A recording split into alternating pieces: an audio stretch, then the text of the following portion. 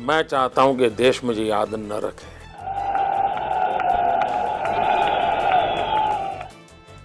हो सकता है कि आज के बाद मोदी ऐसी बातें फिर कभी नहीं कहें।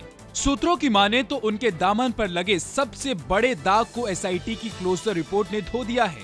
गुजरात दंगों के मामले में क्लीन चिट दे दी है मोदी को।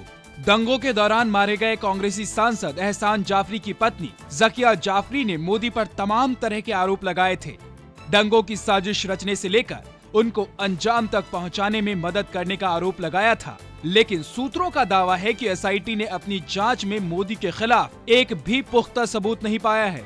लिहाजा उसने अहमदाबाद की जूनियर फर्स्ट क्लास कोर्ट में अपनी क्लोजर रिपोर्ट पेश करते हुए मोदी सहित सभी 56 आरोपियों को क्लीन चिट दे दी। अब ये अदालत पर निर्भर करता है कि वो एसआईटी की क्लोजर रिपोर्ट को स्वीकार करती है, खारिज करती है या फिर आगे और जांच के आदेश देती है। पहले दौर के चुनाव के बाद आज अब दूसरे दौर के लिए भी प्रचार का पहिया थम जाएगा।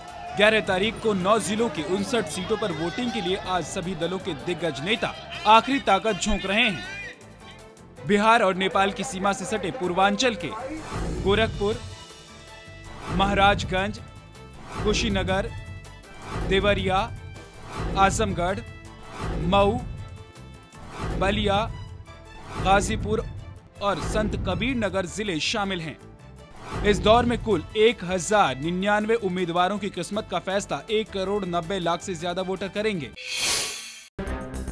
अहमदाबाद के जुहापुर इलाके में खड़ी इस जीप में खेल रहे 2 मासूमों की जान चली गई।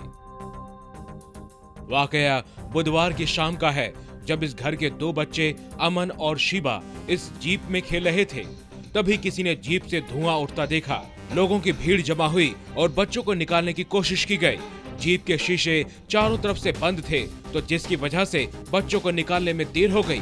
आग भयानक नहीं थी, लेकिन धुएं की वजह से बच्चों का दम घुट रहा था। जैसे तैसे बच्चों को निकाला गया और अस्पताल पहुंचाया गया, लेकिन इलाज के दौरान ही बच्चों ने दम तोड़ दिया। धूल के इस गुबार को देखिए। ये मंजर तब सामने आया जब दक्षिणी अमेरिकी देश चिली में एक मेट्रो ट्रेन पटरी से उतरी और इमारत से टकरा गई। हादसा बुधवार को चिली की राजधानी सैंटियागो में हुआ। ट्रेन ने इमारत के नजदीक खड़ी 6 कारों को भी टक्कर मारी। गनीमत ये रही कि इस हादसे में किसी की जान नहीं गई। ट्रेन के ड्राइवर को मामूली चोटें आई हैं। रेल विभाग के अधिकारियों के मुताबिक हादसे का शिकार हुई मेट्रो ट्रेन हाल ही में पटरी से उतरी थी, जिसके बाद गुरुवार को ट्रेन का फिर से टेस्ट हो रहा था।